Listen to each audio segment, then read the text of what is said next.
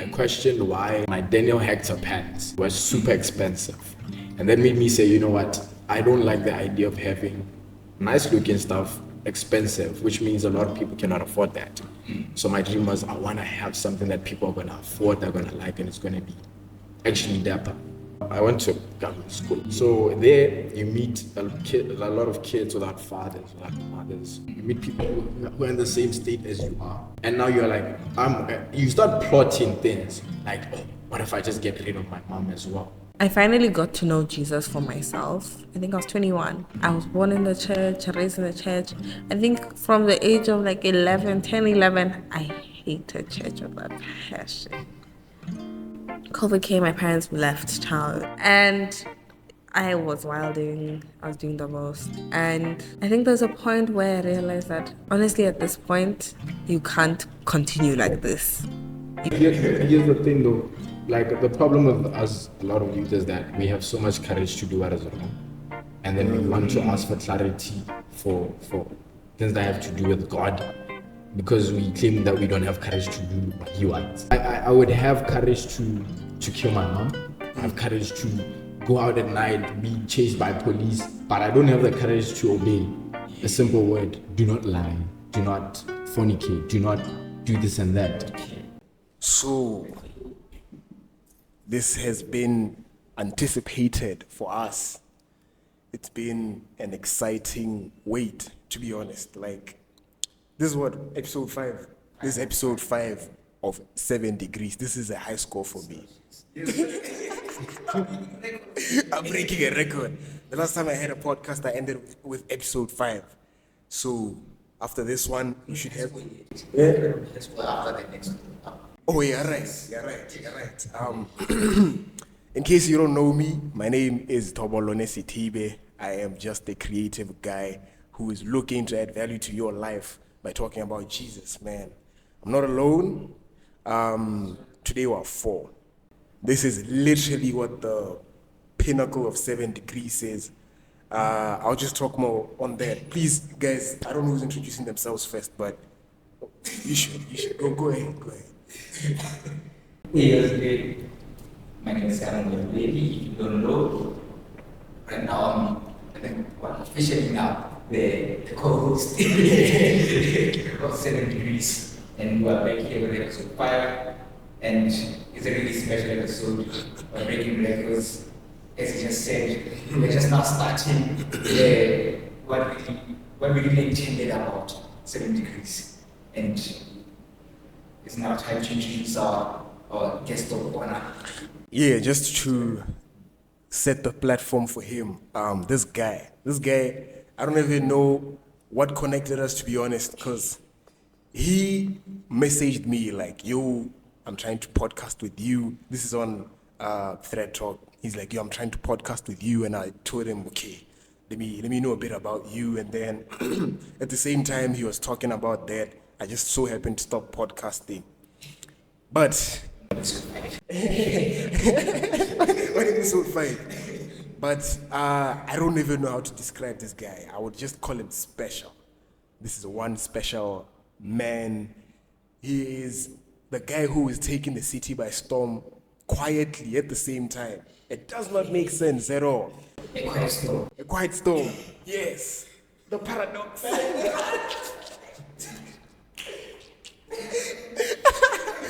Welcome to the show, Newton Ramhapa.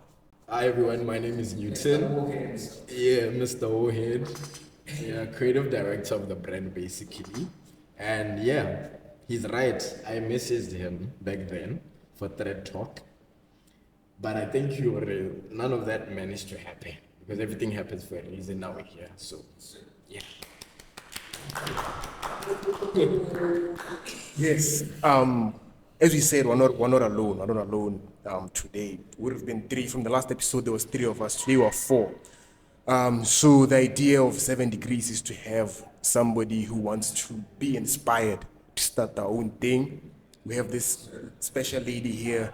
She will also tell us about herself, and as the show goes on, if she has a burning question to ask, she will also ask. She's just here to be inspired, and we're happy to have you here. Please introduce yourself. Yo, I was about to say chivalry is not dead. It's dead, guys. It's dead. You're also supposed to go ladies first, everything, introduce yourself. I'm a soft hand, so I will force if I need to be. No, it's okay. No, it's okay. It's okay. It's okay. Yeah, my name is Noloyiso Nolly. Yeah, and I'm a creative. Yeah, but like I don't know. I'm not your regular creative. I'm like a quiet creative. No, I think so. Like yeah, like I think I'm really just trying to get my voice, like find my voice, create that voice, right? I think I've just been used to and loved a lot being in the background, but now I'm like, you know what, main character vibes, we're doing it for the plot, kind of stuff. So yeah. Anyway, I was about to say when Kamo did his intro, he was giving me YouTube Betty vibes. Hey yo, welcome to the show. Don't forget to like, subscribe, and comment down below. Yes. But there's somebody in the background. Warhead's art director, Budibana. She might not be by the lens, but that's a partner in crime, actually. Quite strong as well. I don't want to say we don't know it, that we prepared. For this one, we're prepared. The others ish, but this one. No, this one we're prepared. So just to set the stage, my guy, please tell us who Newton is. Give us the story of how you came up, your background, your upbringing, what made you the person you are today. Okay, from the beginning or the beginning? Any way you want to start, but as long as it's the beginning. Okay, so Newton is 20 years old right now, but he's a son of two parents, obviously. But yeah, well, I'm the middle child. I have two sisters, and growing up, I was always that kid who questioned everything. Yeah. So I questioned a lot of things because I never really wanted to conform to anything. Every male kid in the family played football. They went to football, all of that. This is the creative side of the story. And I was never interested in such. So growing up, I questioned everything. I wanted to try out stuff. I wanted to learn how to draw. I was bad at it, still bad at it. I wanted to have my own thing. I questioned why, I don't know if you guys are gonna have to censor this or whatever, why my Daniel Hector pants, which my mom bought, I still remember till date, were super expensive. And that made me say, you know what, I don't like the idea of having nice looking stuff expensive, which means a lot of people cannot afford that. So my dream was, I wanna have something that people are gonna afford, they're gonna like, and it's gonna be actually dapper. That's the creative side of the story. But what shaped me into becoming who I am today is basically my upbringing, obviously. Life wasn't really that nice back then. It was terrible. Like I told you the story before. Growing up. I was about to say the same thing. If you're comfortable enough, please let us into the story. It's a testimony anyway. Yeah, go ahead. My mom would also like to hear this. Yes, go ahead. So, no, she knows, but in a public platform. Yeah, that's good. So growing up, it was a time at a time when my parents married. It was really bad. That relationship was really bad, and obviously it affected me as the son. I see them fighting, all of that kind of stuff. So that messes you up emotionally and all the like. So when you grow up like that, you hate your parents. You hate them, you resent them, you don't want to be part of the family, you want to leave as soon as possible. That was me. But even if, like, after some time growing up, their marriage got better, everything was becoming sharp with them, not with me. I was still holding on to what had happened in the past. It got to a point where I hated my mom. I wanted to kill her. I had a knife specifically for mom. The taser for my dad. I was really ready to take her out. I was ready for anything, basically. I got disowned by my mom twice. This was at junior school. Wait, so where did you get these tools? I think what I've noticed, right, is that it's like when you're going through a certain headspace, right, you meet people like you and they influence you. Like they validate the kind of thinking you go through. So I just want you to like let us into that. Is there anybody who's saying anything in your ear? Okay, so it was like this, to be honest. When I got to junior school, I went to government school in the Woodloose in the township. So there you meet a lot of kids without fathers, without mothers, all of that, like you said. You meet people who are in the same state as you are. So with everything that they would mention, or this is how I want to react to how my mom is, blah, blah, it gives you ideas, even if they don't say it plainly to you. Or, oh, I saw my uncle fighting with us, mama, in the family. And now you're like, you start plotting things. Like, oh, what if I just get rid of my mom as well? I would solve the problem once and for all. But by God's grace, the night when it was supposed to happen, it didn't happen. My mom, well, she opened the door, and before she could enter, I don't know, but something just told her, like, close the door and just leave him alone. Because I was ready. That was the night I was going to take her out. Who are you with? I was alone. Okay. Yeah. So, and in fact, I was late. I was home late, and then I entered through the window. So she was going to come in and we're going to have that back and forth. Like, where are you from? I'm going to call the police because you keep doing this and that and that and that. But she didn't. She just opened the bed and closed the door and then fine. So it didn't happen. So this continued. It was terrible. Because along the way, when you start being rebellious, you meet more people who add more food. So, Birds of the same feather. exactly. Like now I'm into what? Theft. Unnecessarily. Because I have 2 working parents, I have everything I need. But now I'm into theft. You're wearing Daniel Hatcher pants. Noted that. Yeah, so yeah, that's the thing. Unnecessary theft here and there, got really serious, got beaten a couple of times. But by God's grace, one day I received an opportunity to change everything around. God did. I had to make a decision. It was no longer a thing about, oh, I just want to go to church because it's church. Now I had to make a decision. You know what? It's either God is or he's not. And then he proved he is. And then I decided to change. How he proved it. God works in mysterious ways. But he used someone's mouth, obviously. Someone really far from my life, like not even a relative whatsoever. They asked a simple question. I'm not going to mention the question here because it made me cry. And I forgot I was a thug and all of that. It made me cry. And that's when I said, no, it's time up. It's now or never. I made the decision. After making the decision, how God works is really nice because afterwards, that's when I got the idea to start a brand. Because now I drifted away from whatever else that I hadn't been needing. So yeah. Yeah, I had a question, right? Yeah. So, to think about killing your mom, that's crazy, that's deep. Like, I just wanna know, were you sober at this point, or were you doing this straight off the dome, or what was going on? This was straight off the dome. Because I had processed it, like I was processing it days, weeks.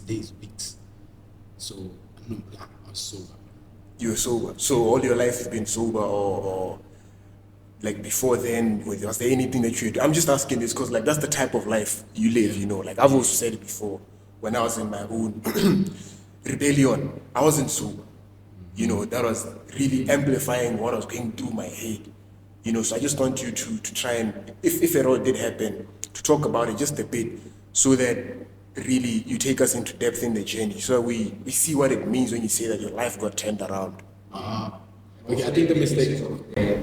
Not Superman state at the time as I think the mistake I made was I didn't understand your question. You said sober, I thought you meant like, as in like, Was I drunk or sober? Okay, I wasn't sober-minded. Ah. Yeah, if you mean it in that sense. I wasn't sober-minded because I couldn't tell what was going on. Like, life was just an autopilot. It was just going the wrong direction. And as it went the wrong direction, I was just fueling on that wrong direction.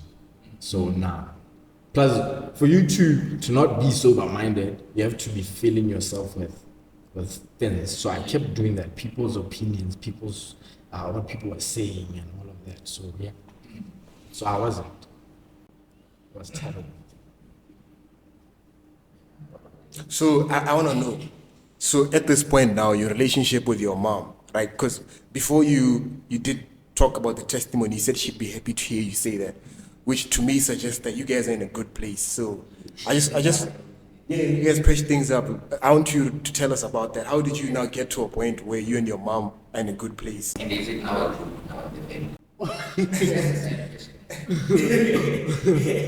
Okay, for it to be where we're besties right now, I had to realize that I was the problem. I was the one who needed to change. Yes, she's my mom. She has her flaws. She made some mistakes. She said something she shouldn't have said. But I had to realize I'm the one who has to change. So after I decided, you know what, I'm gonna change. I'm gonna start behaving this way. I'm gonna start being far from such a company that would make me rebellious and stuff like that.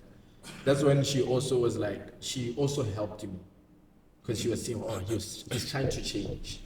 So that's how it began. We started talking a lot more. I became more involved in the family and all the like. Today is just, like you said, it's just a joke. I just keep telling her, I remember, hey, you were gone. You were gone, but here we are. I also have a similar story. Literally, the other day, before I was going to write my theory test, and one of the questions in the book was, have you been sober for like 1 year, something like that? And then I read it out, and everybody laughed. So just a point of connection. Like, I get it, man. Like, when you really get to a point where now people can look at you and say, wow, what a guy who's gone from this point to this point. I want to be like that guy, And I'm bringing this up because you told us that you want to be, or obviously not here right now, but that you are somebody who sees themselves as inspirational and exemplary. I want to ask this question, also linking it with your faith, right? Yeah. So you went from being Newton the Thug to Newton the Thug for Jesus. I want you to tell us about that, man. Like, why do you love Jesus so much? It's because when everyone judged, when nobody cared, okay, parents cared, but I mean in the sense that nobody was ready to embrace me as I am. He was ready to embrace me as I am.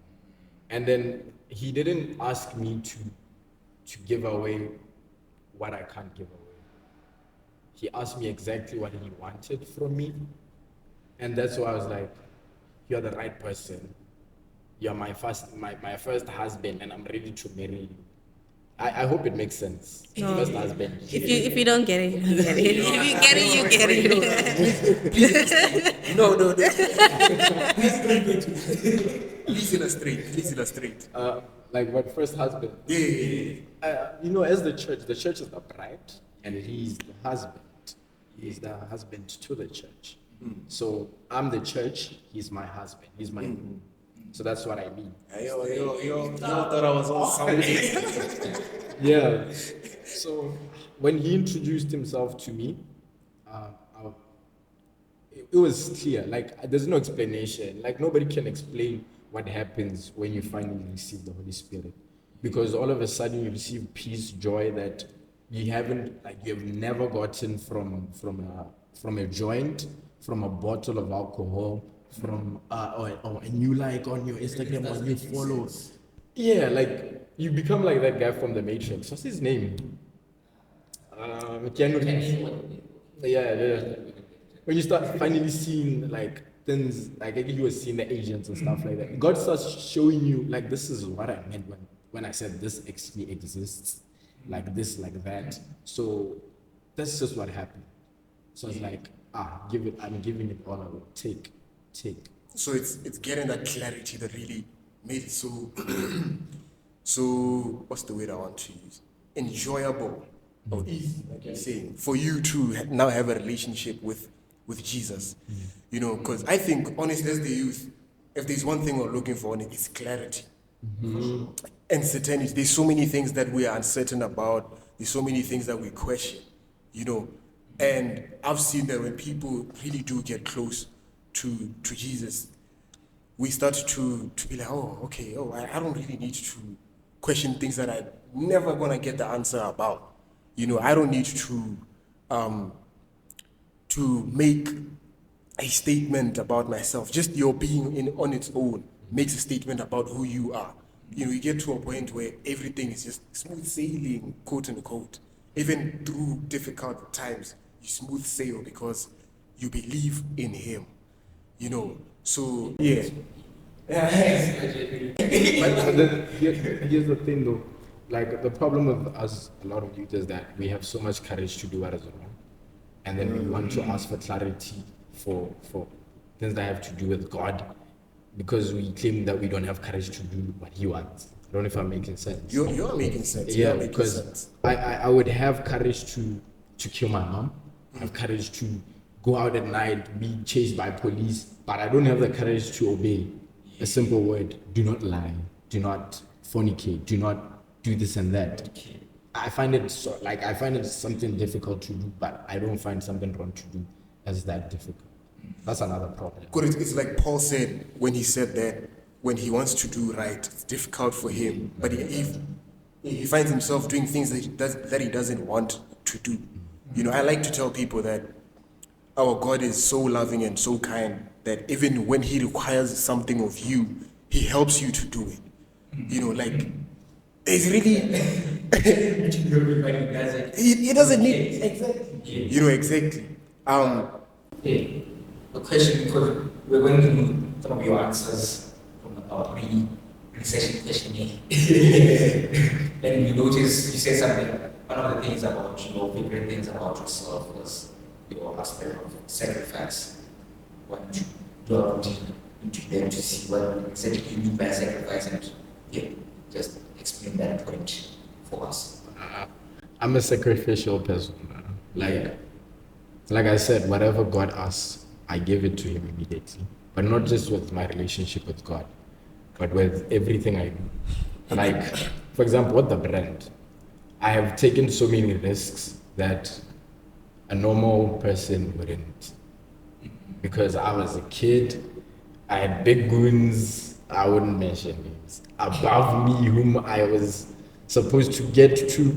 There's a lot I had to sacrifice. I had to put aside my own way of doing things, to be humble enough to say, whatever it takes, I'll do it. Yeah, I'm always ready to give away anything I have to. That's just me. So Is this a trip that has come now after your relationship with Jesus, or it just recently? No, to be honest, it was there for the wrong reasons at first, right? Yeah. But after him, now I realize, okay, for the right things, I'm ready for whatever. Now it's just much easier than before. Yeah. is that what you mean when you say that you're not afraid to stand for what's right? Even if it means you going against your own will. Exactly. I like that. I like that. Before what the chivalry is dead. Dear lady, do you have a question to ask? No, I'm listening, I'm absorbing, I'm digesting. Like, nothing as of yet. Okay. Yeah. I want to get also clarity, or also the answer that you gave, one particular key character trait or perception that you want to exhibit to people, or you want to accept yourself as being rare. And I feel like I want to steal that one for myself.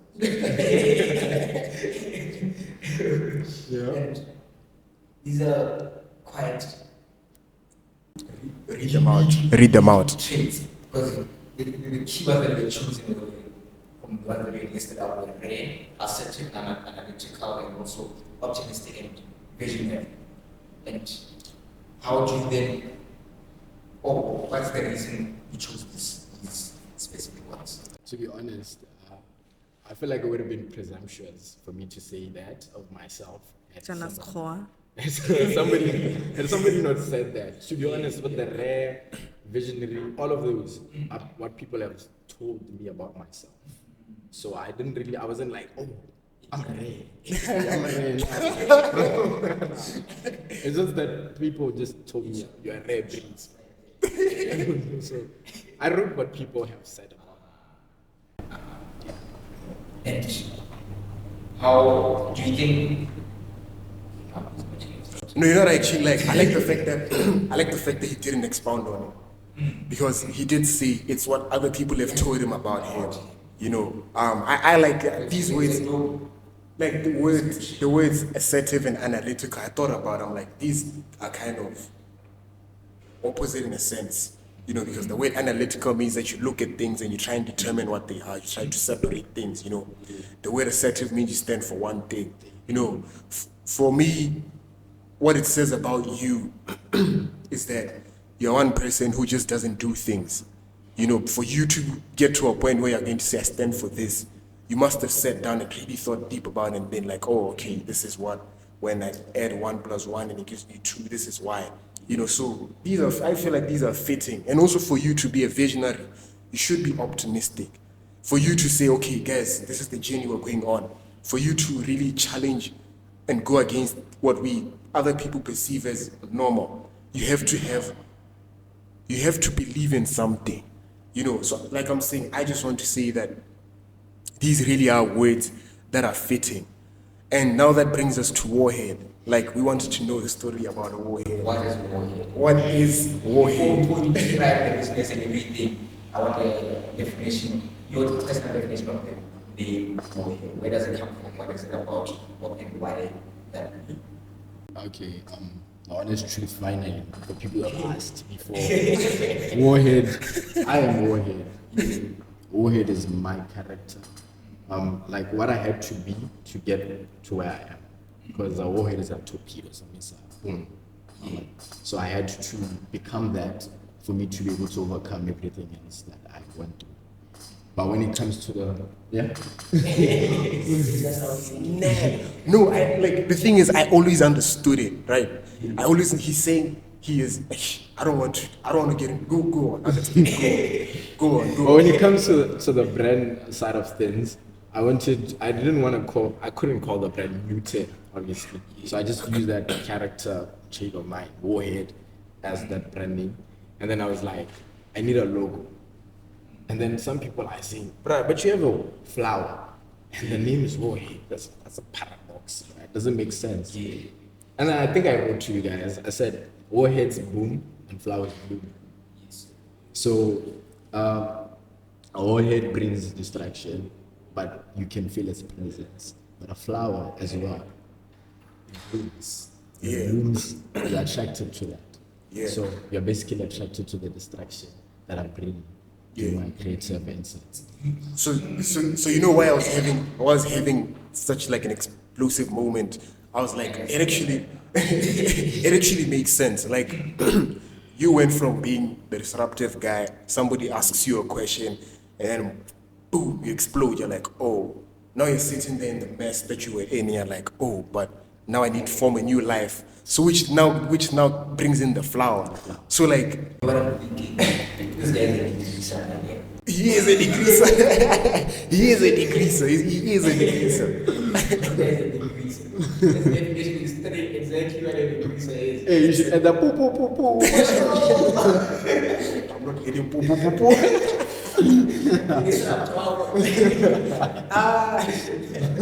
Oh man. So what we see here, like you said, you are Warhead, right? In the business lingo, we would call you what is a brand, right? So how would you define what a brand is? And also, how are you able to separate yourself from Warhead, even though you are Warhead? To be honest, that's difficult because, to be honest, so far up until she came, everything that I've been putting out has been my own thinking, my own thoughts. Why are things like this? Why should we continue using the same color for this and that? Why can't I make somebody of this skin tone wear something like this and put out something like this, different tributes on it? That's me. So it's quite difficult to separate my own, who I really am, from the brand, because it's literally me. Yeah. And then for what a brand is,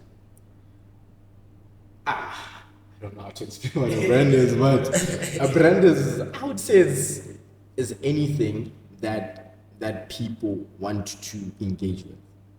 Anything or any person. Yeah. Like you guys are brand, 7 Degrees are brand.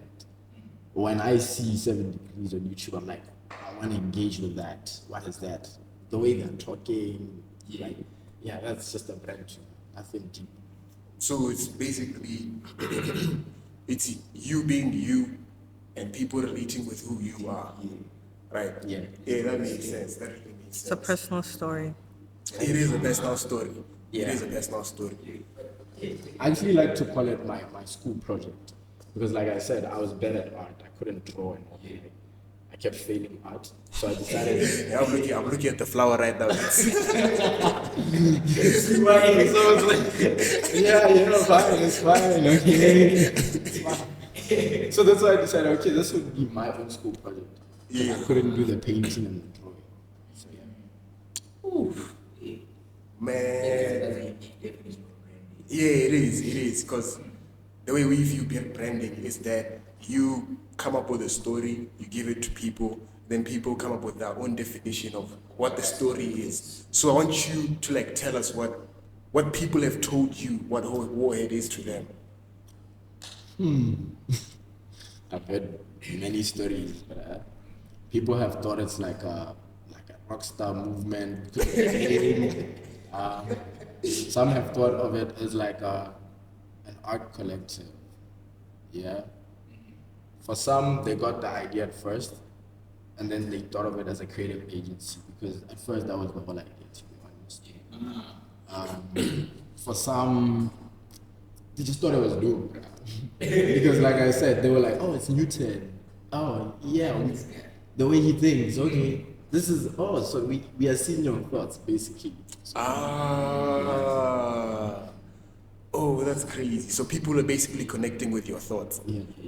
Kind of putting your diary into. Thank you. So taking us back to the creative agency, I do remember there's a point in time where you had, was it Warhead TV or something? Like you had I don't know if it's a YouTube channel, and you were trying to use it to interact with creative people. Oh, new television. New television, yes, new television. I don't know if that has a link. No, not to Newton. It does actually, that's smart. Newton, of course, yes. I'm trying to like understand if you trying to run a creative agency was you trying to connect with people, right? The creative agency, the whole idea was, yes, the community of people I already had from the brand, but I was also trying to engage other creatives onto it.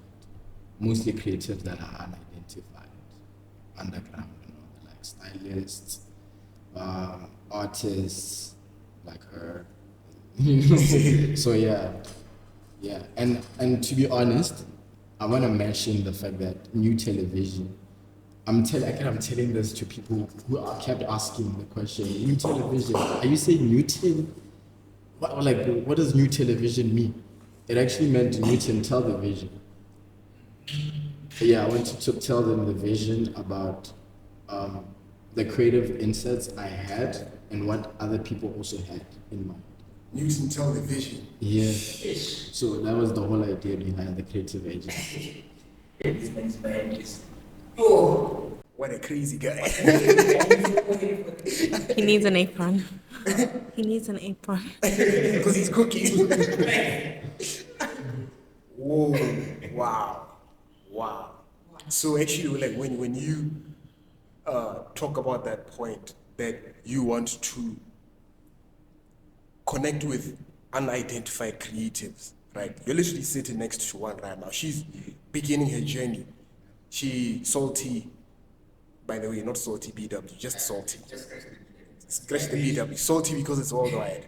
I want to bring you into the conversation to tell us about salty.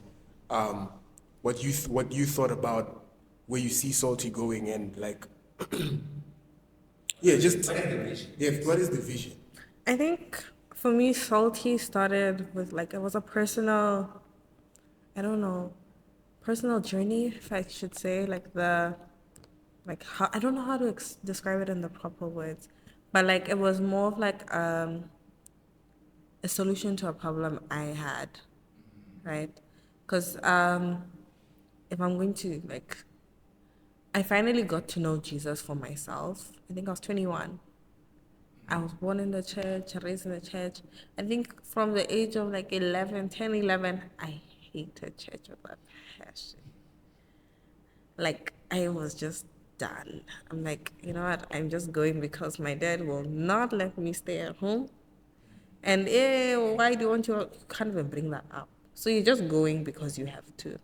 And then COVID came, my parents left town. You know how the old people are scared of COVID. But like, they left town and they left me with the house. And at that point, I was like, I can do what I want, you know? Freedom.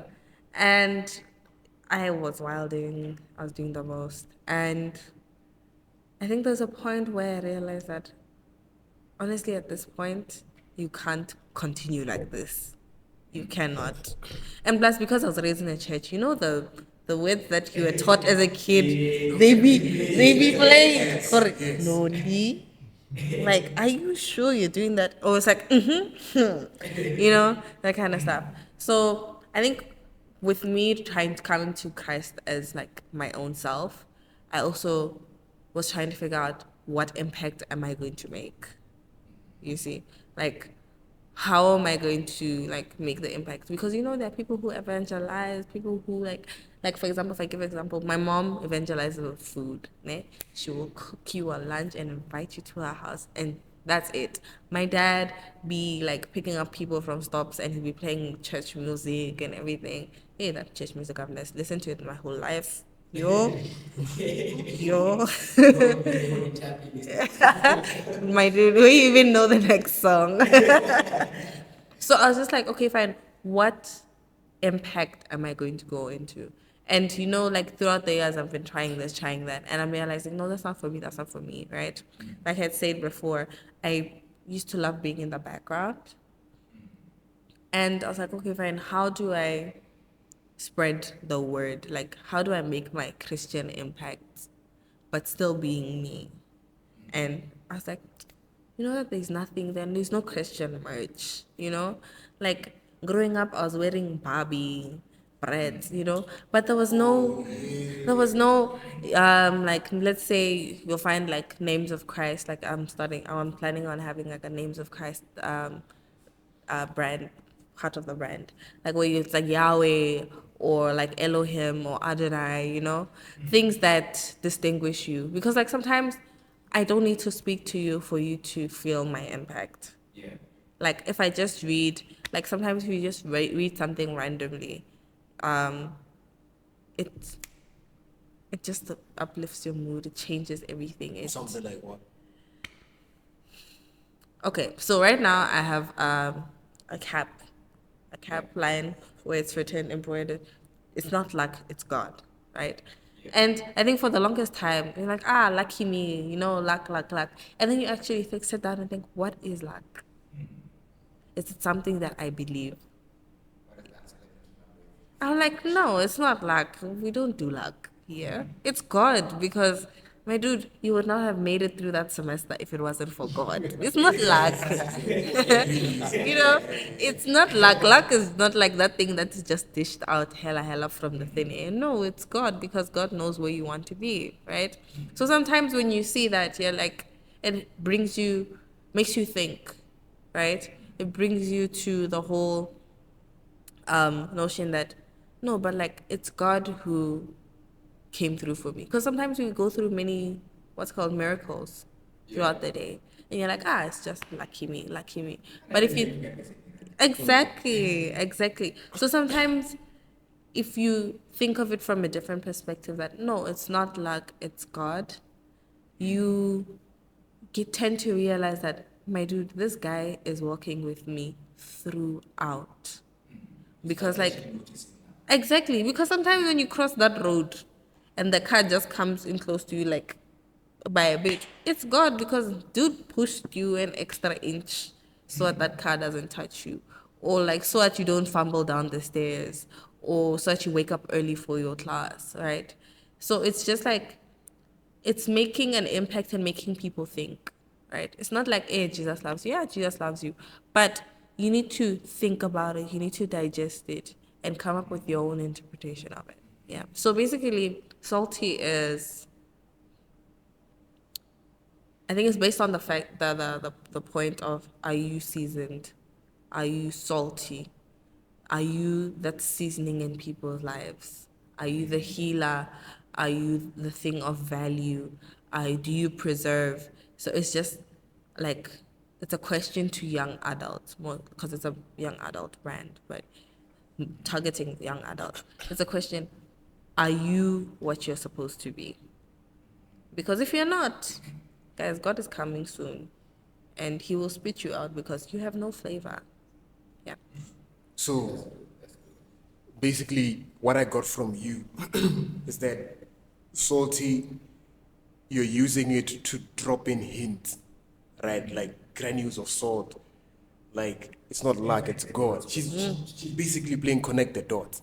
I just want to say that I genuinely like that, and I really want to see how far you're going to go with that, right?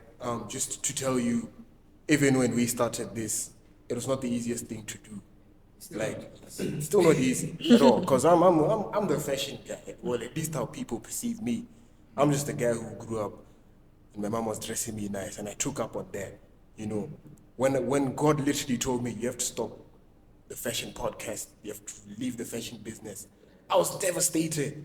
Like, for a good 6 months, I was sitting down like, I really have to stop? Like, I was going back and forth with my thoughts that, should I really stop, or should I just continue moving through? Until I gave up and I was like, you know what? If I'm going to be tormented by the fact that I shouldn't be doing this, let me just stop doing it. And then in comes what we're doing right now, 7 degrees. The excitement sparks up again. I'm like, oh, this is it. Then we start running. So this is me just telling you, right now the journey you're going on, embrace it. Have fun through it. And for me, it makes sense. You're a person who likes dressing up, so just never let the business go over God. Always remember that God is the one who's in control. So he gave you the idea. Yeah, no, I get that. I think for me, one thing I've noticed is that I think maybe sometimes I struggle to follow through, or I get discouraged along the way, because I've always tried to start off like businesses. I think this is like how many years business I've started. Maybe my 5th season, where like you are pushing and pushing and pushing and it's going nowhere, and you get so discouraged, or life circumstances just get in your way, and that's the like, am I even supposed to be meant to be an entrepreneur? And I'm just like, I'm like, God, this one is dedicated to you. It's your thing. So if it doesn't work out, it's on you. You're the laughing stock. You are the laughing stock. My mom says it's low-key bribery too. I don't think it's bribery, because if he's going to call you from where you used to live, exactly, and he tells you come here, he really has to see you. Yeah, and I mean, I like the fact that she brought up the aspect of bribery, because I don't want people going around and making conditions for God, because he will never succumb to it. Yeah. Never. He will always. It's not a business deal, Like, I want to take us back to the fact that, honestly, it's always about the journey. You're always learning. When you hit a curbstone on the journey, you have to. Yeah, not just people. You have to take a moment and stop and ask yourself, what is God trying to communicate? Why is this not working out? Because who says this is always going to be what it is? What if one day we stop? I should be comfortable enough to say, okay, I'm gonna shelve this, and I'm going to, or whatever reasons that God is gonna bring into my head, you know. So, yeah, man. I also want to talk about business success. We're bringing this man here specifically for this. The mentor himself. Just share. The quiet storm. My guy. To be honest, the reason why Warhead excites me is because, first of all, Warhead is only on Instagram.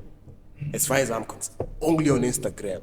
You go to UB, people are wearing Warhead. You go to BAC. Well, they're successful. Yes, you go to BAC, people are wearing Warhead. I don't know where else people wear Warhead. At least that's where I've seen it. So I just want you to bring us into that. How are you selling the brand? You're selling silence. Okay, the first thing is I'm a faithful tither. Yeah. That's the first thing. Yes, sir. Because you said you opened the floodgates. Malachi 3 verse 10. Yes, sir. But then as well, marketing. I think the mistake that we make a lot of times is I create something new, but I don't know how to put it out the right way. And even if I don't know how to put it out, I don't even ask for help. That's the problem. Exactly. So what I did was I did research. Okay, I wanted it to be a streetwear brand, so I should do research on how like streetwear brands that I look up to market their product. They have communities because they did this and that, and that is why they sold, even to people who didn't get what the brand was about. I see exactly what you did. And the people just bought it. Yeah. Right. So I came up with a marketing strategy, and I took that strategy and put it also into the way. Well, it's still part of marketing, but the way I put out the products on Instagram, like you said. Yeah. When the aesthetic, as The you aesthetic, call it. As you call it, yes. So when people nowadays, like I told you guys, I want to sell an idea. Yeah. So when people saw the aesthetic became my marketing tool. So I used the aesthetic as a marketing tool to engage even people who didn't get what the brand was about. Do you elaborate further on selling an idea? Selling an idea is like what I said, like how Virgil is selling a concept. Yeah. About off-white, the space between black and white. Like, but you don't get what that means. Brands like Verdi, Human Made, they save gears for futuristic teenagers, but it's just a t-shirt. What's that? You're like, oh, it sounds good to me. So what I mean by selling an idea is I want to sell people my creative process. In fact, I want to sell them my creative process so that when you're wearing the sweater, you're like, from what I saw from Instagram, the way they had just put it out, the setup, everything. Yes. You feel like it was you on that post, but it wasn't you. Yeah. You get what I'm saying? So I'm just selling an idea. Huh? And we are able to relate better. So I want you to think of like see yourself as that muse I used, and then even when you style the clothes, it's just easy for you. Instead of trying to say, buy, you're basically creating the environment in which I can wear the t-shirt. Thank you. So that's basically what it is. Yes. The aesthetic. You want to create an environment for us to wear the information as, I think, we have to give credit where it's due. Because let me give you an analogy or an example as to why I say we have to give credit where it's due. Because look at the creator himself, the OG creator, God himself. When you look at the story of creation, it gives us an analogy which pretty much describes what you just said. Look at the first 4 days of creation. God created light, created the space, the atmosphere, the earth, the trees, the seas in the first 4 days. What was he doing there? He was creating an environment, a space for some things to come and occupy it.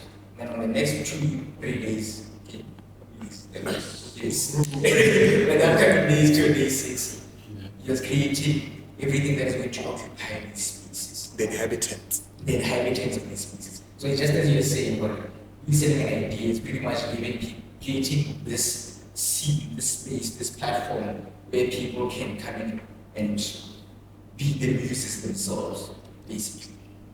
Creating a space for people to come and occupy it. As with the measurements.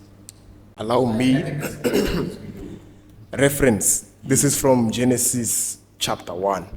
We specifically settled on verses 1 to 5. Genesis 1 verses 1 to 5. Let me open my Bible. It's titled from the NLT version, The Account of Creation.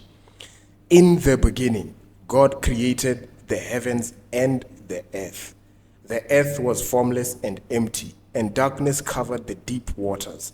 And the Spirit of God was hovering over the surface of the waters. So, the way I saw this verse, God literally looked, he had an idea, basically, right? He looked at the earth and he was like, the place is messy. And it's inhabitable, it's dark, it's not giving, it doesn't have any form of life, right? And then he went on to explore it. He went on to check it out. We don't know what before had been or whatever, but he went on to explore the space and he was hovering over it. And I guess once he got to a point that, okay, I want to create the world, he says, what? Let there be light, which is verses 3 to 6. This is 3 to 5. Let me read that. Then God said, let there be light, and there was light. And God saw that the light was good. Then he separated the light from the darkness. God called the light day, and the darkness night. And evening passed, and morning came, making the first day. So, what we notice here is that, like he said, for the first 4 days, he's creating a space for the inhabitants. He's sorting things out, right? This is God's creative process. And notice the fact that when the verse ends, it says, and evening passed and the morning came, making the first day. Which means that even before he created the seventh day to rest, he was still taking a moment to rest, right? Which is like, he's like, okay, today he creates something, and he's like, okay, I'm gonna take a break. Let me chill. He starts again the next day, and he's like getting new ideas, you know. It goes back to what I was saying about enjoying the journey. Allow the journey to unfold itself. Don't force the journey. Don't try and live a continuous day, because then that's how you get stuck in your creative block. You know, because you're not resting enough. I also want to read from, before I read, I'll read. I want you to tell us about why are you so obsessed with the creative process? I think the reason why I'm obsessed with the creative process is because of the journey. Yeah. The creative process, for me, to be honest, is like, it's like I'm moving towards, it's like God has an idea. I don't know what the full idea is, but along the way I'm picking up pieces towards that idea. So I love that. The fact that, okay, I don't know what I'm doing. You don't know the picture, but you're making the puzzle. Exactly. I don't know what I'm doing or what I'm getting at, but I do know I'm learning from it. The creative block, creative blocks, they hit at times. And sometimes you have to adjust, you have to improvise, but it's just part of the creative process. Yeah. I just love the thrill of it. That's dope. I just want to break down what I thought is God's creative process. So, first, we do know that he has the ability to create something. And I think we all, out of nothing, we all have that ability to create something out of nothing, right? We just have to go on to explore it. Second thing is that he's visionary and he explores, like I'm saying. He went on to sort things out, and then every time he creates, he takes a moment to enjoy what he's created and appreciate it. Like, he admires what he's doing. And I want to emphasize on that, because at times we create things and then we're like, oh, is this good enough? Oh my goodness. We start trying to go on to the next step instead of just taking a moment to say, hey, I've journeyed. I've been, like, for me, I've been creating this blueprint for 7 degrees. I know there's the next step, but The fact that I sat down and actually plotted everything out, why don't I just enjoy that? Why doesn't Newton just enjoy the fact that he came up with a logo and there's a story behind the logo, right? Why don't we just take a moment to appreciate how far we've come, right? There's beauty in taking a moment to admire how far you've come. So after he goes on to admire his steps, he labels day, night. It's a pattern that continues if you read down the verse. And then the emphasis that we made that God rested between the days, right? So if you notice, this goes back to what you told us, that inspiration is everywhere, right? Before I expound on that, I want you to tell us about that. What do you mean when you say that inspiration is everywhere? Draw inspiration from the environment. Actually, I've actually heard, before I actually heard it from other creatives, I also thought about it before, but now it got, like, it hit hard when I heard creatives like Pharrell and all the like, saying that the environment is like, there's an ocean of ideas. You just have to fish out from the environment ideas. So that's what I meant. When, like, everything can inspire you, it just depends on what exactly is your main kill, I would say. For example, obviously the inspiration for her would not be my inspiration. Yeah. Because maybe our aesthetics are not the same, the brand vision is not the same. But in everything I do, whether it's the way I wake up in the morning and do my things, I'm a goofy person. So you might find that my things are the way they're arranged, the way I just do things. It also, like, it fuels up into my creative process. I'm not saying I'm a messed up person because I just said I'm goofy, but for example, I don't follow patterns. I don't like patterns. Like I said, I don't conform to much. Like, if I like doing this in the morning, next day I could do something else before that, but still do it. This is just how I am. And now when I get off that, I don't like routines. Yeah. So if I get off that pattern and then start doing things a different way, I can be like, whoa, wait, this is something new. Why not do this that way instead? So that I don't keep having the same idea process over and over again. So that's just how I fish ideas. From simple, basic things. Get on that. What does it change to fish all these ideas? An open mind, to be honest. And I feel like you should be sober-minded. Facts. Like if you are giving yourself like 2 weeks to create something, in that 2 weeks you should be meditating. Anything and everything, it can be something that could spark a new idea. So you just have to be open-minded and, like, let it all flow. Yeah. Don't limit yourself. Don't limit yourself. Conversations can be inspirational for an idea. So so you're talking about meditation. When you get new ideas, do you take the time to pray about it? Like, do you take the time to involve your creator in it? I'm asking this because sometimes we really do get excited and we tend to forget him, So I want you to also tell us how you involve him in it. Like I said, I'm a faithful tither. And tithe means that you put God first. You consider him first and you are second. You give him what belongs to him first and then you second. So I pray for ideas, to be honest. From before every other project I come up with, I'm like, please God, give me an idea. But if I come up with an idea and then it goes south, and I had not involved him, I'm like, oh yeah, that's where the mistake was. That's why it's not working out. Yeah. This is how it is.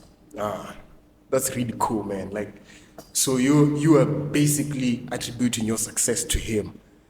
Everything. So you're saying that every single time you've prayed for an idea and you stuck to him and you did it, it worked out.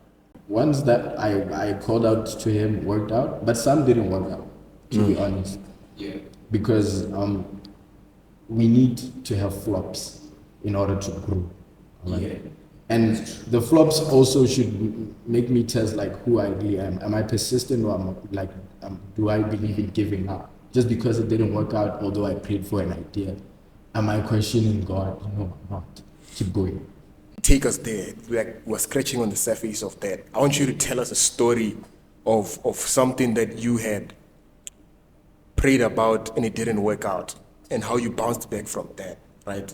That would be my first question. Second one would be the opposite of that. I want you to also tell us a story of something that you hadn't involved him in and it didn't work out. And then that realization that, oh, I forgot to include the creator.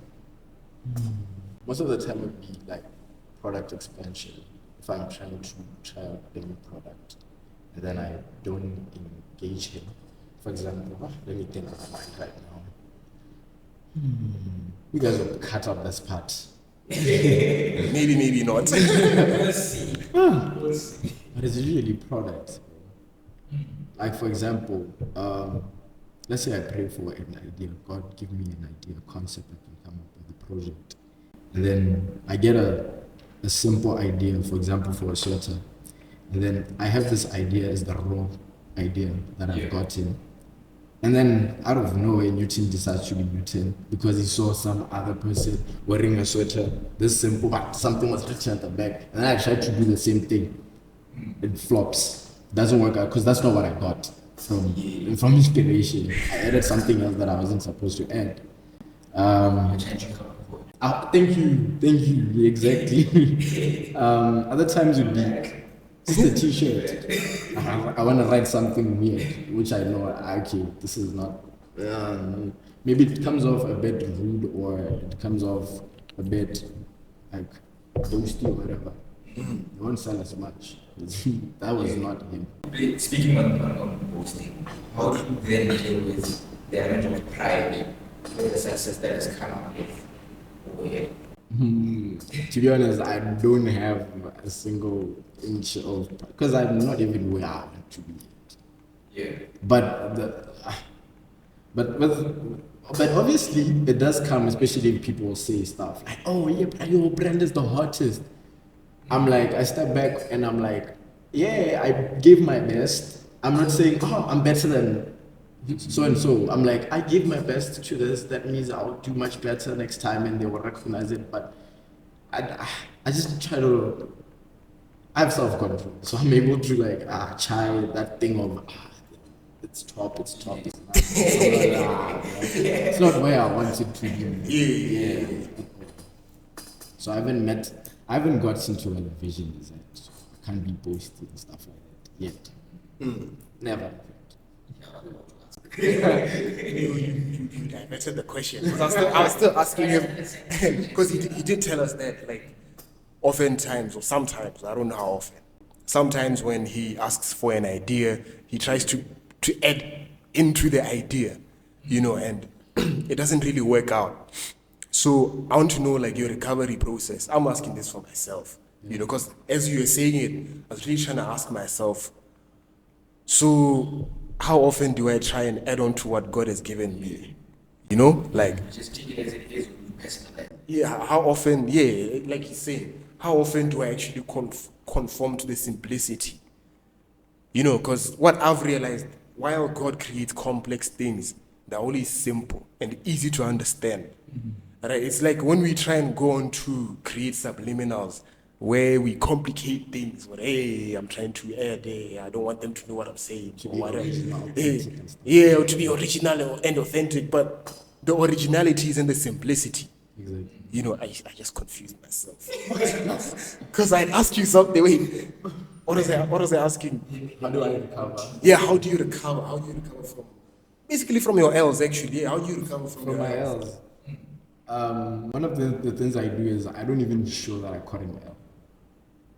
Like I wouldn't show, like to the outsiders. I just move as normal. Oaks would think, this idea or product it actually sold and stuff like that just because they saw me posting 2-5 people on the story wearing that. I'm not saying that happens all the time, but like some L's, I just don't praise them. To be honest, yeah, I just move about like, okay, that was a flop. Next, or I wait for the next 2 months to really come up with something solid instead of making the same mistake that I did. That actually makes so much sense. Like, so you're not You're not constantly chasing after success. Not Kuri, when you do hit a brick wall, you're like, okay, you take the time. And because you're always quiet about it, when you do come out, people are like, yeah. Plus, to be honest, I think I've told you this before, that I'm not really into the business aspect of the brand. I'm really just into the creative side of things. That's what gets me going. I like creating. I like the shooting. I like getting together, getting this person, yo, bro, pull up, I'll have an idea, all that. That's what I like. So even if I don't hit as much sales as like the success part of sales or whatever, I'm not like, I just keep going because I'm like, my story is on the creative side. I think that was one of the questions I wanted to ask, because I, as a creative, love creating the product. Like, I used to have a bath salt company, perfumes. I used to sell sweets. Like, creating the product is like, I would stay up the whole night. But when it comes to admin or like marketing and selling the product, that's where I'm like, oh no, I think I've hit a jam. And sometimes you wonder, like, is it really meant for me? Because like, you don't have, you know how people say when you're starting off a new business, you wear all the hats. Yeah. Because I remember there was a time, when I was selling my bath salt, I realized I'm terrible at marketing. And I went and took a marketing elective at school. And I realized, I think a marketing and a business elective, I think for 2 years, I stopped. And I was like taking elective, trying to figure out, and I'm just like, it's not working. It's not working. You going through the elective wasn't working. No, like I went through the elective and passed them. Okay. But I realized it's not me. It's not my field. Oh, okay. It's not what gets you up and going. Yeah. Like, oh, okay. Just like creative. I just love creating. sales. Exactly. Tagline. And sometimes when you're doing a business, you're doing it also with the fact that I'm trying to make an extra income. Facts. So the success of the business also determines your livelihood as well. So you're like, ish, I need to figure this out. Like, how? What am I doing? Like, how am I going to do this kind of thing? And I remember I tried everything, even the point where I started selling sweets, because I'm like, girl, you need to learn how to interact with people, go one-on-one and everything. And like sometimes you sit there and wonder, like, is there hope for us? Is there hope for us who are like not, what's it called? Admin savvy, marketing savvy. Yeah. Actually, I like the fact that you mentioned that. I would also be honest and say I don't really like the admin of having to really interact with people, like, buy my stuff, watch 7 Degrees. I mean, I will post it, right? I will share it, but at the same time, I don't really like selling as much. And it took me long to actually realize that, because I was like, man, why do I suck at this? Like, and I realized, okay, it's because you don't like it. Be honest with yourself, And then I was like, this is actually a problem. And I actually,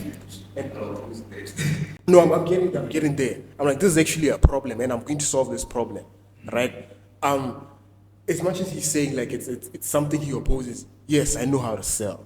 Yes, I can market. It's something that I can do, but it's not my number one. Like, yes, I'm going to sell. So that is what the ethos of now I'm going to hope out the grease.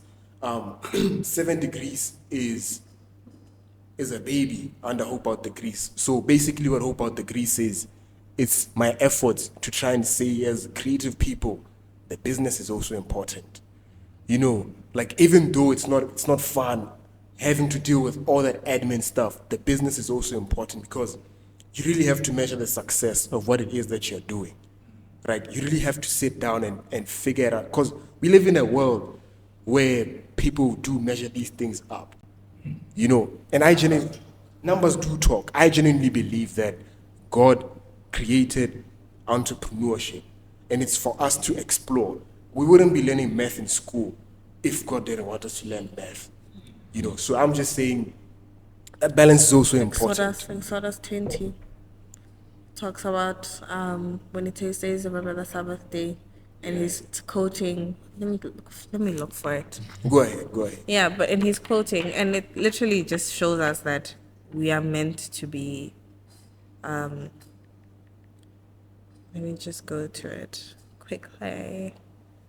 Exodus 20, verse 8, when it says, "Remember the Sabbath remember to observe the Sabbath day to keep it holy. You have 6 days to work your ordinary work, but the Sabbath is rest."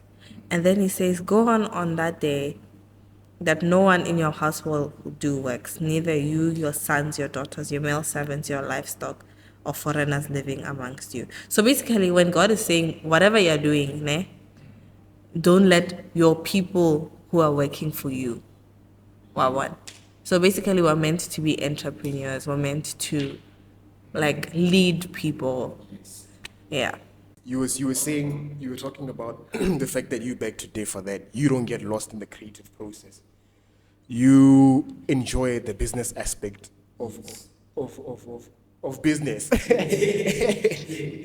much as I love creating, I love to show myself, express myself in creative form. I also do like the business side of things. I like numbers. I like to figure those out. Like many activities as to how do I get these numbers from 1 to 10 or from 10 to 20. I like that challenge. More of a challenge than, let's say, creative. In as much as creativity is a challenge in itself, but I'm more focused on the challenge. And I want to pose a question to you as Mr. Warhead. Looking at how far the business has come right now, so It's been 3 years, right? Since 21. Since 2020, 3 years. Yeah. So for these past 3 years, a lot of some other SMEs or small entrepreneurs, whenever they've started business, they never really know where to draw the line between business money and my money. So you end up having a situation whereby, as the owner, you say I had some 10 t-shirts today, and from that 10 t-shirts, I made this much profit, and then I'm broke. Let me skip this much. Trust me, I know. Yeah.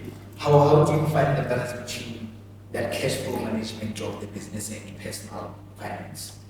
I won't sit here and lie. Yeah. I'm not gonna lie. And as I love, more than you, I love the creative side of things. Yeah. Money handling is what the problem is. But I think for the past few months, I've been thinking about that issue. Because the thing with me is I know how to bounce back from situations. Yeah. Like if I flopped and I got by at the W's, I managed to sell. And then I flop with the income. I always have a contingency plan. Now, I really don't want to sit here and be like, oh no, you guys really have to manage your finances this way. I'm not gonna lie. She knows that I'm telling the truth. But from what I've learned is I need to if I'm not able to handle the financial part of things, I should either get help or get somebody to just do it instead of myself. Because I'm gonna keep flopping over and over and over again. Bro, I just tell you, bro, you've sold 50 t-shirts, man. Like, you need, come on, man. You need a new wardrobe too. So that's just how it is. I won't sit here and lie. It's really tough, especially if you don't know how to manage finances. Yeah, because I've realized that it's a big issue that a lot of people face. And I just wanted to get to see if you face the same realities as everyone else and how you are dealing with it. Yeah, I'm not perfect, bro. Actually, I want to go back to what he was saying about knowing the fact that you have the ability to make the money back. It's really what makes you not stack it. Right? Like, okay, but I've sold 70 t-shirts or whatever. The profit is this much. Let me just get a bit. And you keep on getting a bit. Now you get to a point where you're justifying where you keep getting a bit. Because now you know, have a contingency plan.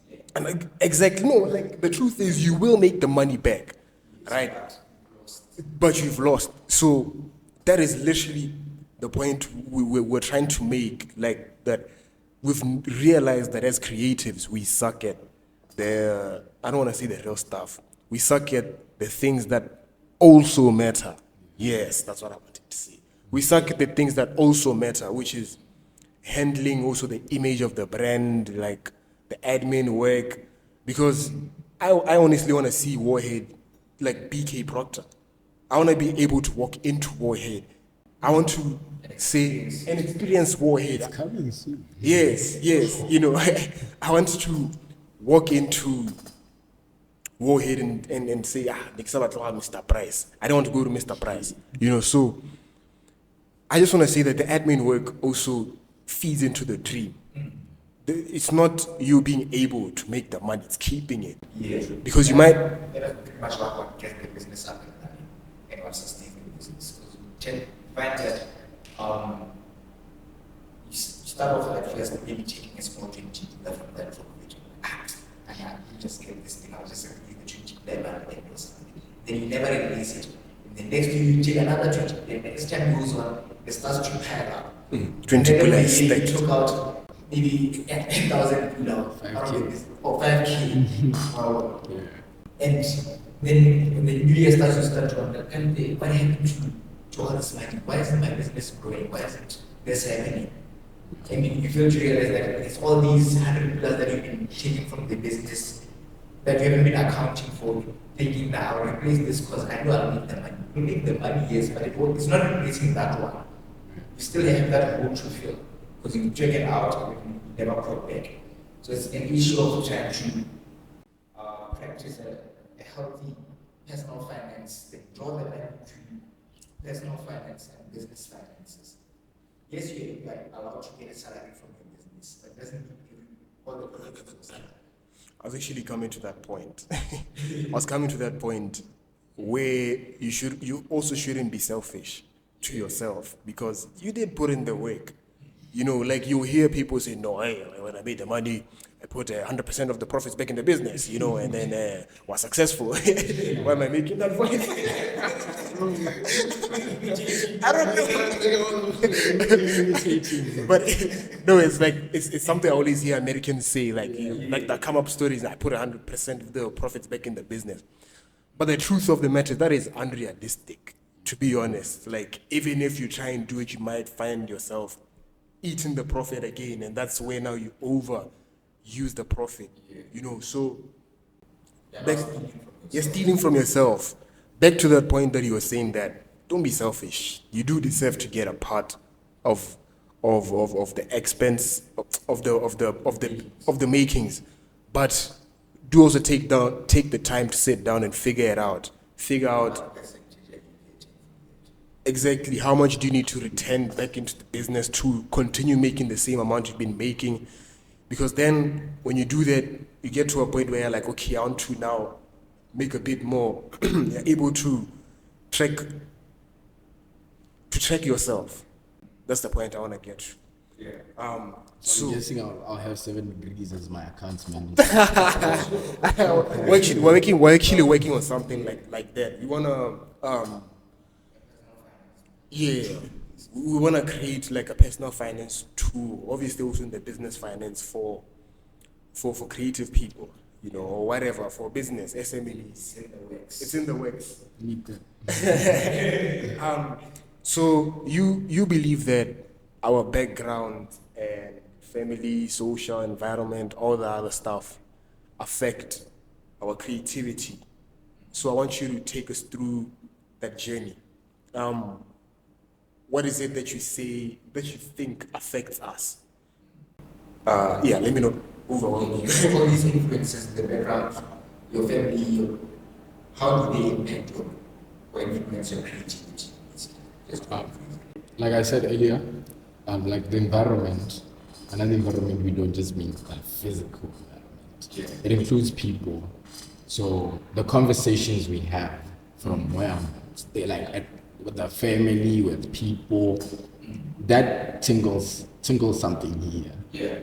It changes your opinions, your perspectives about things. If you like the color blue and there's so much around red. You're like, but red is actually nice. So that your perception about stuff changes over time, and that influences how like your creative process as well.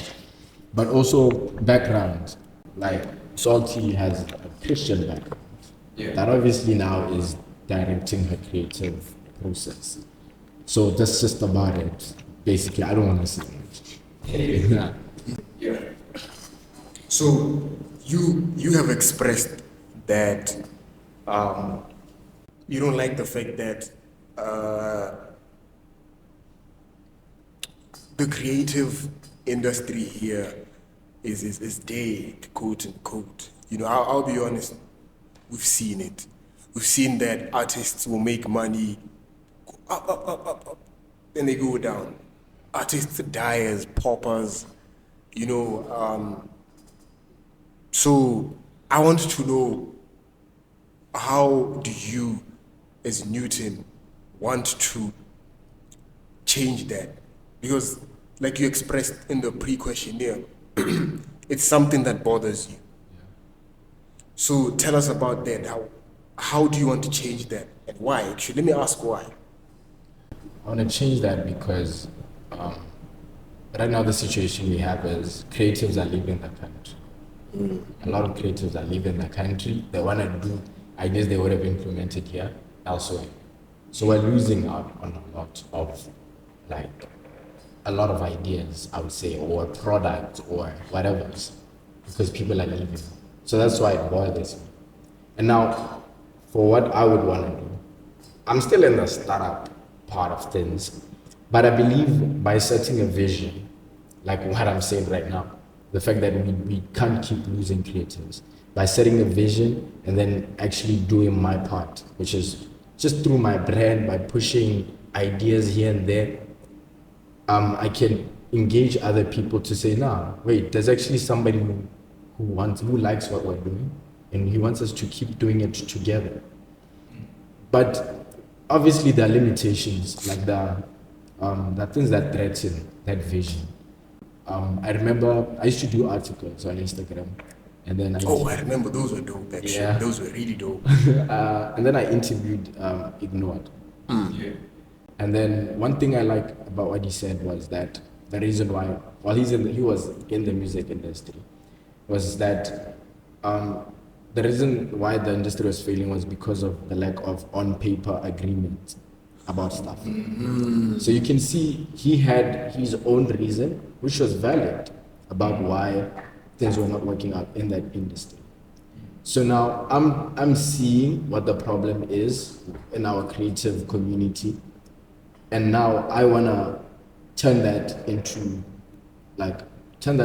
is it a pro into a con or a con into a pro? The corner to a pro. Thank you. Yeah. I want to change that. The same way he said, if he felt like he would have worked hard for the industry if that would be possible, if now the industry had on paper agreements. I don't know if I'm making sense. No, it's making sense. You're making sense. It's not just a problem that is in the creative industry, right?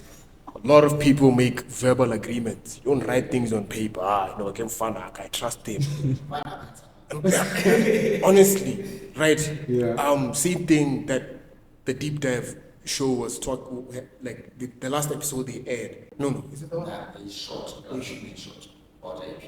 They aired it. Oh, yeah. It's out. Yeah, the last episode they aired about IP protection, intellectual property protection. We like talking about ideas. Like I'll come to you, hey Newton, hey, my guy, I want to do 1, 2, 3, 4, 5, 6, and we don't write those things down. Or we have a job together, we don't write things down. You know, like exactly. Like I think we are. For me, it goes back to what I was saying earlier, that we're not as business savvy, to be honest. We really and it's high time we really get into the business of learning business. It's the truth. I'm not even saying this as if I'm the best business guy. I don't. Even right now, I have all those accounting tools or whatever, but I still suck to a certain degree managing my expenses. You know, I'm not where I think I should be in terms of signing things. I've been working with some clients of mine. I've been doing some tutoring. We've been working out of contract. You know, I know that's not good. And it goes back to say that writing things down on paper is important. You know, so yeah, man, we've talked about a lot. Yo, we really have talked about a lot. And I genuinely don't think this should be the last time we have a conversation with you, because I know from here, all going to have things to think about. Part two. Just to say a thank you to you, man. Thank you for coming here to sit with us and tell us about yourself, to tell us about your journey. Before I'd like to pose one last question. Yeah. What do you think we should have asked that we haven't asked? I'm joking. I would say just advice to other upcoming creatives, younger than me, more especially. I'll just give that advice here now. Research is everything. Research is everything. Like, if you want to start up a brand, I've seen this because I get Instagram DMs from time to time from kids who it's a good idea, they want to push a brand, they have an idea and all of that.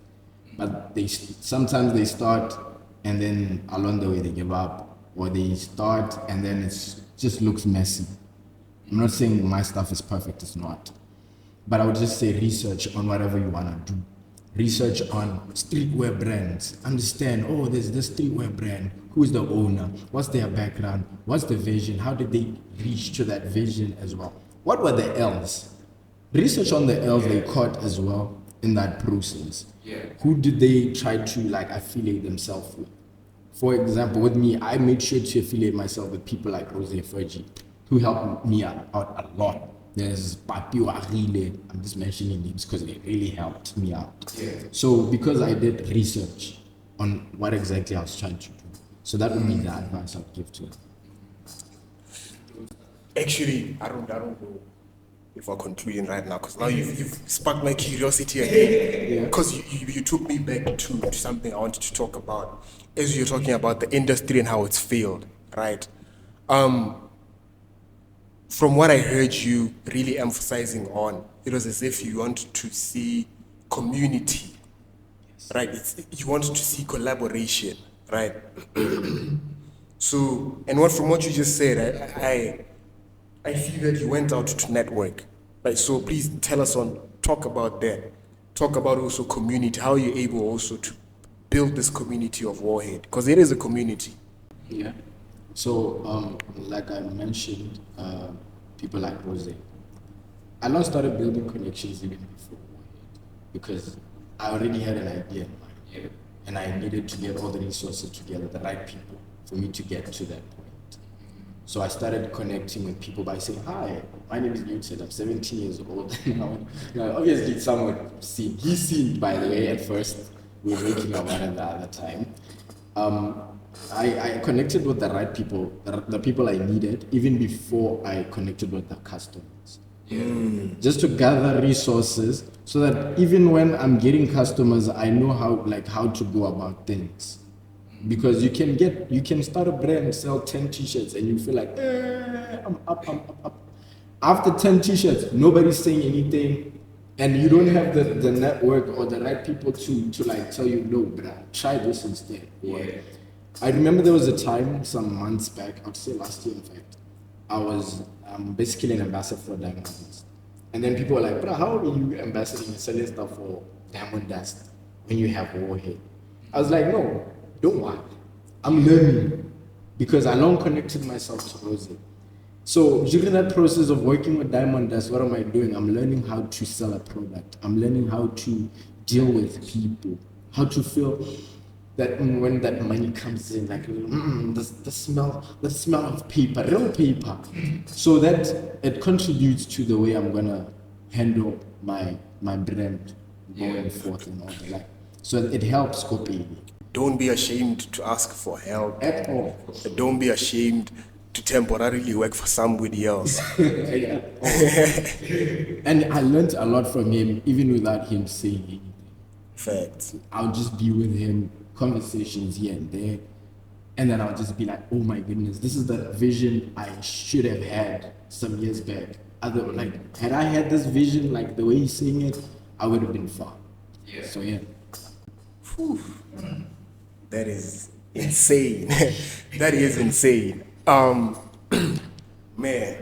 I just want to know, like, how are you able to foster the relationships that you have? How are you able to take care of them? Because I met you this other time and you're with Ziga. Is it Ziga? Your friend. Yeah, your friends. Like, how do you get them to help you with what you're doing? You know, and like, man. To add on what he's saying, most of the time you try to tell people your vision and they don't really get your vision the way you get it. So Yeah. how do you then get them to be on the same wavelength as you? To be honest, I like the fact that I'm always surrounded by people who are like, I say, yo, bruh, let's get into the water. And they're like, why? Then they're like, I know, how are you asking him why? He's the creative. They just do it because it's like they see what I don't see, to be honest, most of the time. Like, maybe I have an idea, but they don't see the idea, but they see the vision that They have a different perspective. So I'm always surrounded by people, like even with her, to be honest, that are people who are just, I don't know how they think. I think maybe it's about what you are saying. Sincerely, Yeah. I'm thinking maybe it's a thing of they've seen you work. They know that when you say something, it will be fruitful or there will be something at the end of it. They just believe in you. They know the process that they've seen your process. Yeah. So now, whenever you say, hey, let's go there from 40 meters higher. He says, I'm actually telling you something like that. I don't know if you know the post where I have Lily in water. She's wearing a t-shirt and she's in water. Oh, I think I've seen something like that. I think I just saw the wet t-shirt. Yeah, put it up on your head. Yeah. Because I was like, yo, I need shots of you in the water. Yeah, the pool is right there. Like, alright, fine. 'Cause they just believe in what I had in mind. But when it comes to the issue of how I foster relationships, I'm a human being, like I'm a human person. Yeah. I believe because of whatever I went through in the past, it has taught me to value relationships. Like it's not just about, I'm a creative, now I want to create, I'm Virgil Abloh, so I'm the boss here. Nah, I'm really just a human being at the end of the day. So that's why people are like, I'm easy to get around. So you first lead with the human being aspect of yourself. You don't allow what you're doing to take over the fact that we are human beings. I like that. Before Kote Chivalry is dead again. Dear lady. Oh my goodness. I'm not going to see the end of this. Is there anything you want to say before we actually do close? Because these might switch off. No, I'm not. Okay. I have a gift for you, but I didn't know that he was gonna be there. Could you please bring that? You're on camera. You're One like, of my exclusive. no, you won't share. I don't like sharing. I don't like sharing. I'm like, I share a lot. So she brought two. I was supposed to give one. No plan care. The problem is that one has an owner. I could be giving it away right now. You just have to split the cap. I don't know who it is. You connect with us. Yeah, that's what I mean. The new flat caps. Thank you This is very dope. much. Pathfinders. Give me. So let's give it to the lady. So we don't fight over it. But anyway, man.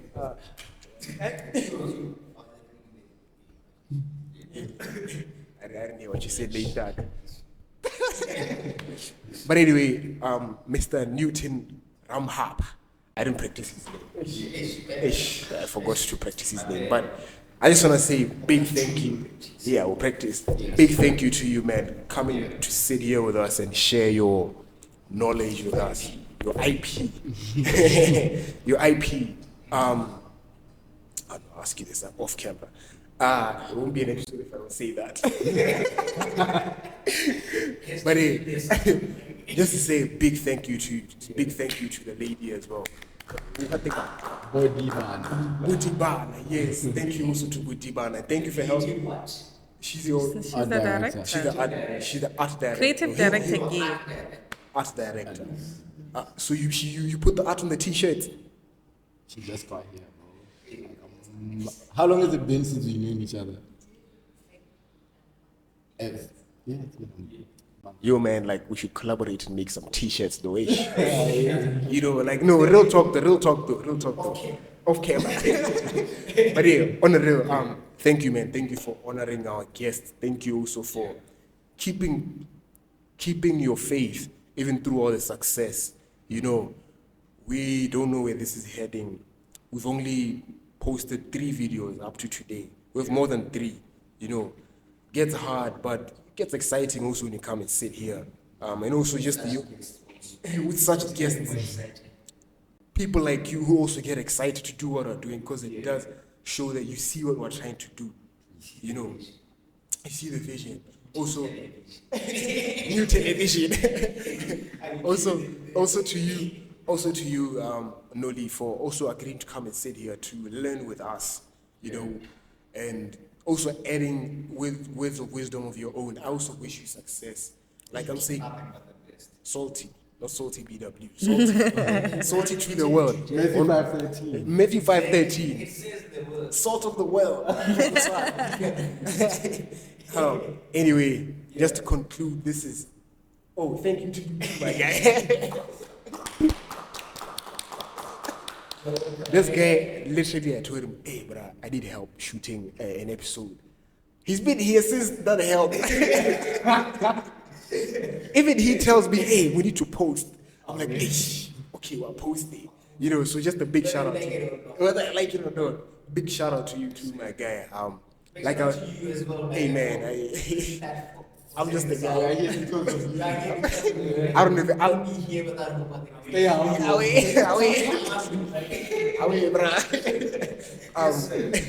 Just to conclude, man, this is 7 degrees where the misunderstood understand each other. Hope out the grease for the creative. No gang signs, my peace sign. Yo, man. Oh, my sir. My dear. Thank you for that, legend. Bless up. Thank you. You can come in for the thumbnail. Oh, we actually need a thumbnail, eh? We need a thumbnail. I'm always getting thumbnails from the flipping.